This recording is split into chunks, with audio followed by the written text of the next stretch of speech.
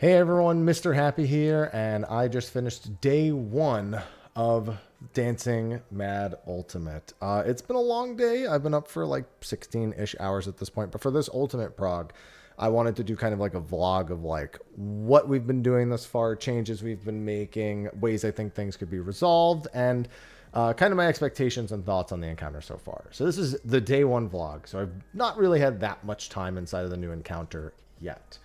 As such, I'm sure these thoughts are going to change, but my TLDR is right now, I know some things are going to change. I've been spoiled on a few things already, unfortunately. You know, the problem with being a streamer is sometimes it's hard to keep all the information out.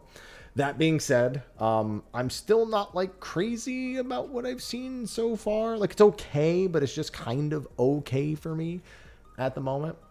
Phase 1 is a big puzzle phase. Phase 2 is a huge executional wall thus far. And we're currently working on the executional wall and leaving some of the phase 1 solving for later.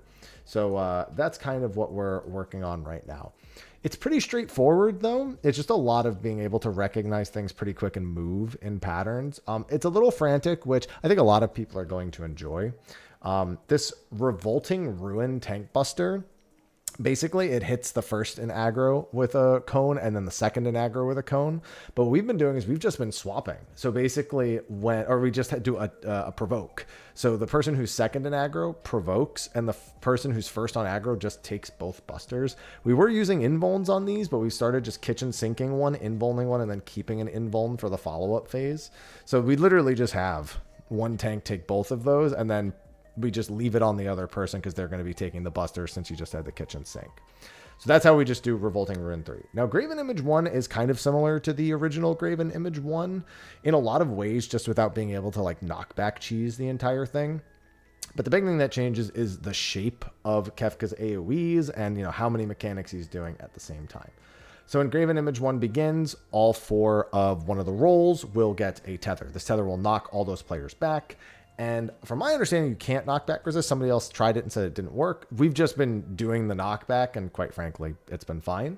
It just means there's like really no executional error with this at all. And the knockback single target is not AoE.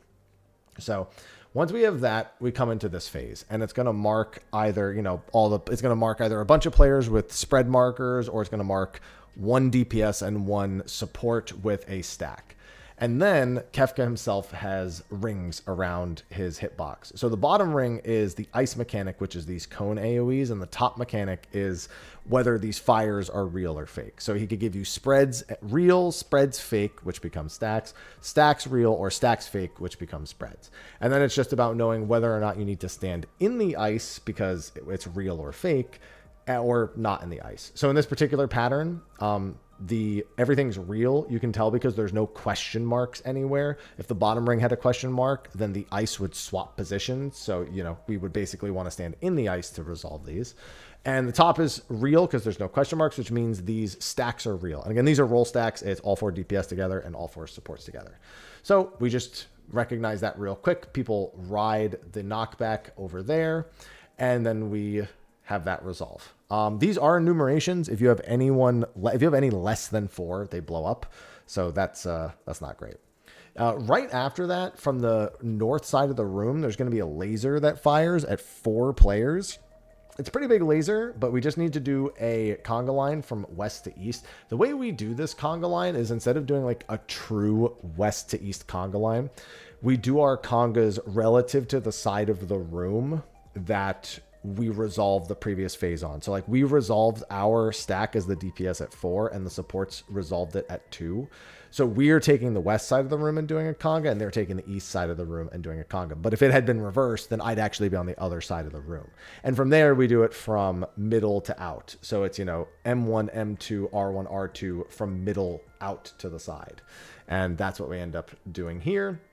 You'll see the lasers fire, hits both of the melee DPS, and it's also going to drop a tower where both of them were hit.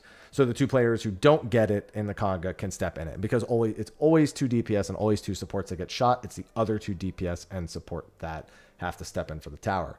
The first puzzle mechanic that happens here is double trouble tap, or double, what is it? Double trouble tap or double tap trouble? What's it called? Double trouble trap. There you go. So this is a mechanic that we already know right away. was going to be important for some sort of puzzle later. The main reason being is for the first like hour, we basically just had the 2 players marked with it. In this case, it's me and the Dark Knight. We would just have them, you know, go stand in the corner of the circle, the edge of the arena, and just take it alone. It doesn't do anything to that player. It only has an effect if you split it with other people, really. And then it's just gone and nothing bad happens. That's obvious that it's a puzzle mechanic and that you're going to need it for some reason or another. So at this point, our only goal was to preserve it and to practice preserving it because we knew it was going to be important later. Now, again, I have been spoiled. I kind of know what needs to happen with that debuff already, just because my Twitch chat's been talking about it a lot and my YouTube chat as well. But in this footage, we're not really at that point yet where we know what to do with it. We just have some assumptions and we've tried a few things just in some random polls. Now, during this part right here, we also just group up the roles. So for example, I have the Double Trouble Trap and the Dark Knight has the Double Trouble Trap. So all 4 of the DPS will stack and all 4 of the supports will stack. I know for certain this one can't be knockback resisted, but it's going to hit the other 3 DPS and it's going to knock them away and transfer the debuff to one of the 3 of them. I don't know if that's like going to be the closest player or I don't know if you can like determine it in some way. I just know it's going to go to one of those 3 other players. And at the same time, I can't believe I didn't get any fake outs here. You have Kefka doing ice and lightning, and it's the same deal. The bottom line is ice, which is those big conals, and the top ring, I guess I should call it, is lightning. And you're looking, are these real or are these fake? If there's a question mark, it's fake, which means you need to stand in the AoE. If it's real, it means you step out. Because everything's real here, after we do this knockback, we just need to dodge all the AoEs. So I knock them away. It gives the debuff to our ninja and to our paladin, and then we all just step out of all the AoEs, and we are safe from everything. Right after that is Light of Judgment, big raid-wide AoE followed by a triple tank buster. Because we kitchen synced on the one tank for the first buster, the other tank make sure they have it here, and they just kitchen sync with some help here as well. It doesn't hit too crazy hard, but it definitely doesn't hit for nothing, at the very least.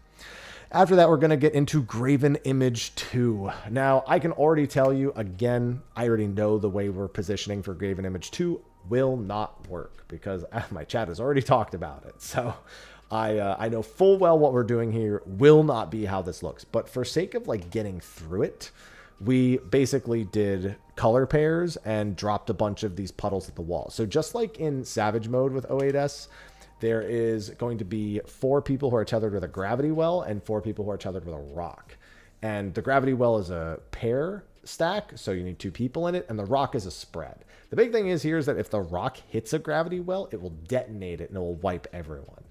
These gravity wells are also different, and I know why, but we haven't actually tested why. Also, same deal. Finally, you see what the fake question marks look like. So you can see when we get these tethers, you can also see the boss gets the question marks right here. That means we need to stand in the AoE in order to be safe, because it's going to reverse positions. So we need to look at who has these tethers. I know I have the rock tether, so after we drop those out, we make sure these are spread on the enter cards. Now, like I said, these gravity wells, if they explode, will wipe the entire group, and they'll explode if a player stands in them too long or if a rock hits them. Overlapping them, on the other hand, does not detonate them. And also, the Double Trouble Trap, if it hits one, does not detonate it. I know what we're going to have to do to solve it, but I'll talk about it when we actually do it in a video. TLDR, we'll use the Double Trouble Trap to disarm the puddles here, which makes sense because we figured there was something suspicious about these puddles because they start as these massive gravity wells and they become baby gravity wells for a short period of time right as Double Trouble Trap is resolving. So it was pretty much immediately suspicious that either these were going to be saved for a later phase or these are actually part of solving a secret mechanic. One of those 2 things has got to be true. So we didn't know which assumption to go under, but spoilers, we already know that that's what we're going to have to do. So after that, it is another Revolting Ruin. This one we use an invuln on, same idea. The main tank takes the first one, and then there's a Provoke, and the main tank with their invuln takes the second one as well. So you're going to see they take the first one. Now, as this is going out, there is actually I'm not looking at it yet because I'm just, at this point, it's been like 15 hours in the day, so I'm like super tired. But there's also a half room AoE coming from the statue to the north. And so we need to make sure we dodge that as well. So you can see I quickly look up and see that it's east. So you can see that like purpley orb on the left side of the statue very quick. Right. Oh, well, unfortunately, you can see it. There's an orb right here where my mouse cursor is. If it's either like a purpley orb or like on the left or a green orb on the right, it's exactly the same as Savage. And so we have both the Revolting Ruins happen north, again, on the same tank. And then as the second one's going out, we can start running through. And we're going to drop our second puddles on the intercards. Again, I know this will not be how we resolve it later, but it's how we were just doing it for day one just to get through it when we didn't know what we didn't really know what to expect out of the puddle.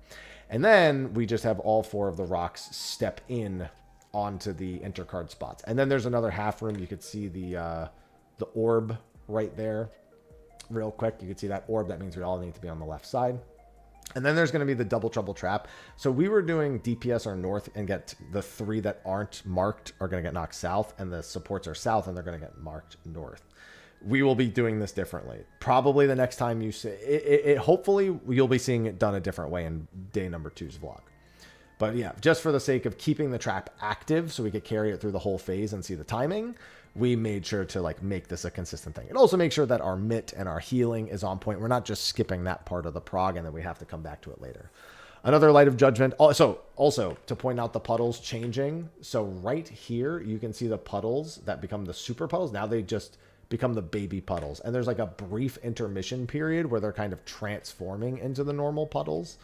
And then they become these baby puddles for just a few seconds and then they go away. So again, clearly that's suspect. Like everyone was talking about it before people started spoiling, as people started trying things and figuring it out. So it's just after so many ultimates, you just recognize those things like super quick. So it's kind of hard not to think about them the entire time. You know, no big deal. And then we are going to get into Tele-trouncing. So this is going to give... one roll is going to get all 4 in the same direction. So you can see all the supports have left, left, right, right, down, down, up, up. All the DPS in this case have like, I have down, left, and someone has right, up, and someone has right, down, and someone has up, right. The way we were resolving this for day 1, like we knew this was wrong. Like there's just no way it's this stupid and easy and can be overlooked. Like that's just not how ultimates work.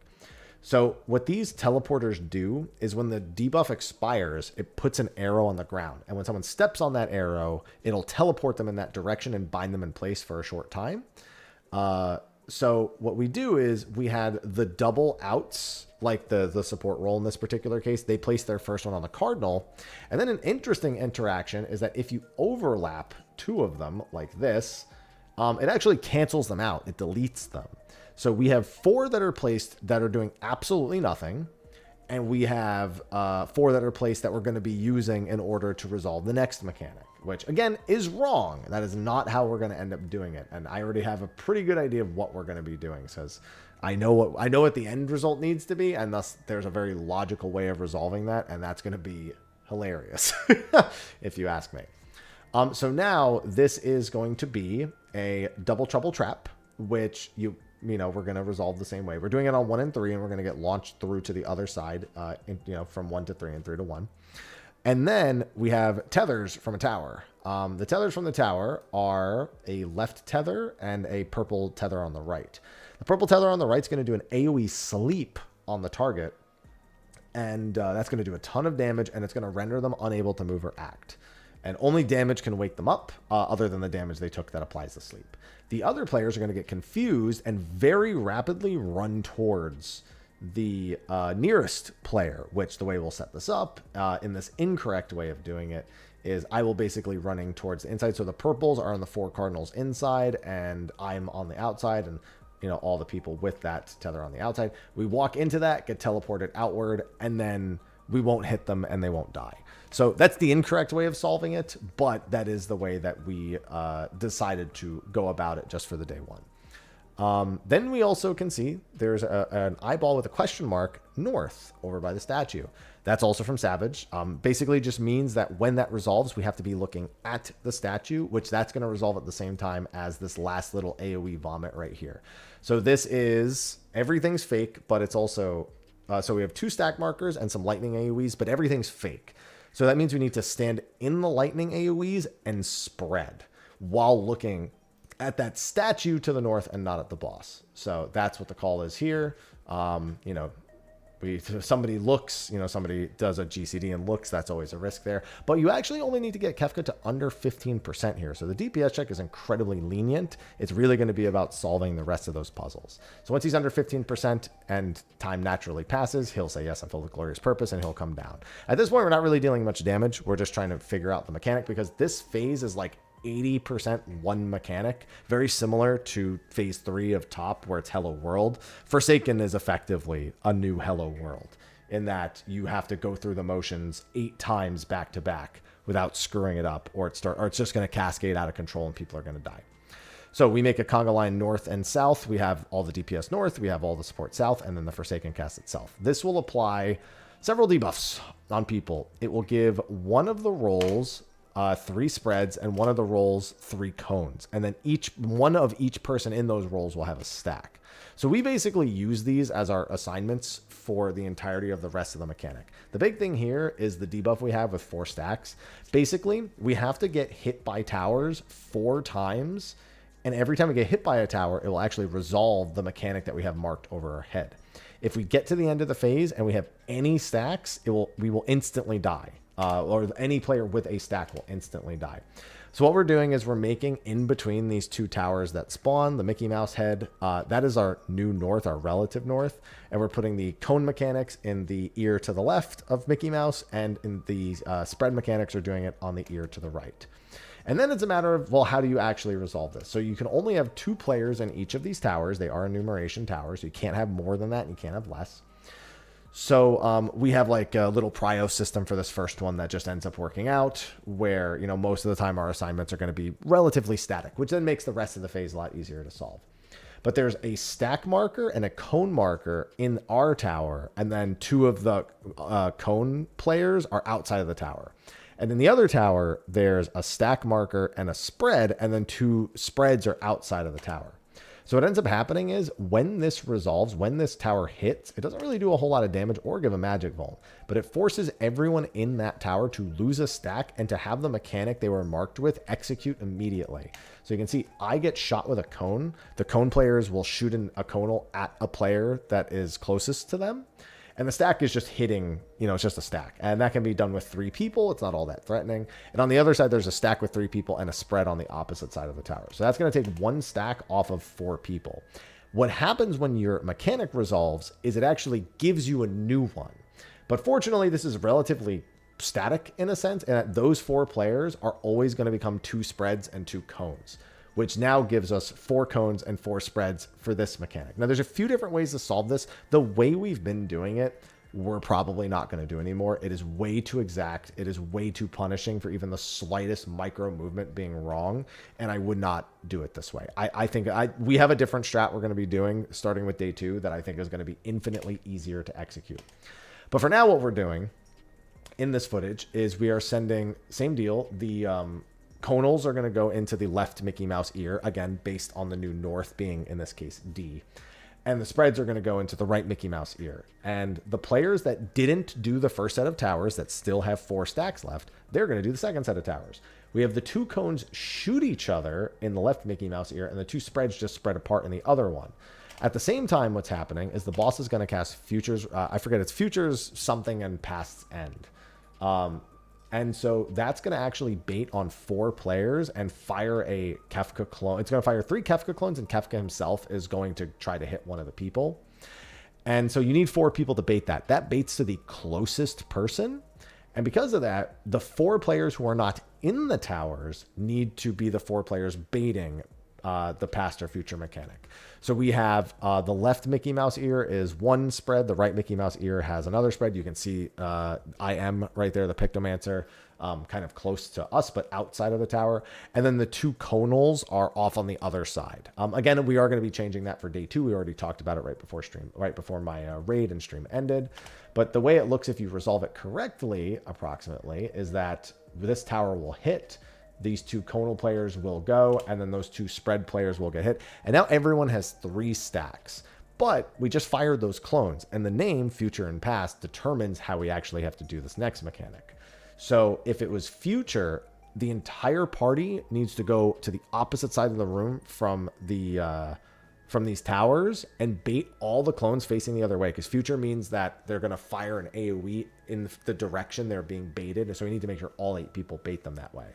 If it's past like it is now, we all get to stand just between the towers, as you're seeing us do right here, because then all the clones are going to kick behind. So you see how they all turn, and he's casting all things ending. That's all the clones getting ready to do either the future or past mechanic. It was past this time, so they're all going to kick in the opposite direction. Then from this point, it's a repeat of the first tower set, because there are now there's now three cones, 3 spreads, and 2 stacks again. So it's just about looking at the adjustment and going into the tower. Because the stack players are the players who just took tower set 2, it's now tower set 2 is doing tower set 3, and tower set 1 is doing tower set 4. So it's kind of like, if you are in the tower on the very first set, then you will be in the tower at 1, 5, 6, and 8 for those number towers. And if you are in the second tower, then you'll be in towers 2, 3, 6, and the one after 6. And that's just how it works out because of how the stacks get assigned to people. It just ends up working out that way. But now, I'm a stack, and I was the left stack. So you can see here, like, just kind of our body language prio, I'm the left stack. So what I'm going to end up doing is stepping into this tower on the left with the spread marker. So I have to know that I'm in the spread marker tower. And then it's the same thing. You can see I have the stack with 2 of the spreads who aren't in the tower. There's a spread to my right. And on the other side, it's, there's someone baiting a cone, and there's a stack marker. Now that person dies, they were too close. It was like, a few pixels off. So you're going to see that their HP hit 0. And then it's a repeat. So now I was just in towers 2 and 3. I'm not in tower 4. So now I need to go to my spread spot, which is going to be right in front of the Mickey Mouse ear, relative to just body languaging. And then this people start scrambling here because we see the death, and there's like an attempt to save it, but you can't really save this. So same deal. We're baiting the past end, and then there would have been 2 cones in the tower, over by 2, and then 2 spreads behind me in the tower. And then that just repeats. You do that 8 times back to back to back. And that's like most of the phase. The big thing is you have uptime the entire time, which is obviously, when they're juggling so many individual things, is also going to be its own kind of challenge for some players. And then we know, because our 9th was scouting ahead, of what will happen after. It's nothing too major. It's some small trines, a near-far tank buster, and then an ultimate embrace, I believe, which is the shared tank buster. And I think that's in rage. Now, again, I'm not going to say what's happened. I was told roughly what happens when you get to the end of this phase without solving phase 1 correctly. But the big thing is if you can't do Forsaken correctly, going back and solving phase 1 is only kind of a band-aid, because you might be progging phase 1 again and fixing that. But Forsaken is such a huge executional check that it's kind of a pain to like focus on both things at the same time. You really need to get Forsaken down before it matters. But what will eventually happen is when all the guides are out, when all the information is out, it'll be like Ultima Weapon, where this is something that only happens in Prog, but after Prog, people just know how to do it correctly, and so everyone will be trying to do phase 1. So this is really just a kind of Prog perspective. So that's everything that we know so far, everything I know at the very least, and everything I've experienced. My overall thoughts, I'm not crazy about the first phase. I know we're not doing it correct, obviously, so there's some like something to gain, but it's just kind of in my opinion. Like, I'm not wild about phase 1. Phase 2, I'm actually kind of a big fan of the Hello World style mechanics. Even though they're simple to solve, they're just hyper like execution and debuff understanding checks. And I actually like those more, especially when they're full uptime like this. So even though it feels a little rehashy, I still enjoy phase 2 more than phase 1 at the moment. I don't know if that'll change, if my feeling will change after I do phase 1 more and more. And generally phase 1 gets a lot of flack anyway, because it's the phase you repeat the most. You hear the voice lines over and over again. You do the mechanics more than any other phase. But even before factoring that in, before we'd even really consistently cleared phase 1, I was already kind of like not feeling it.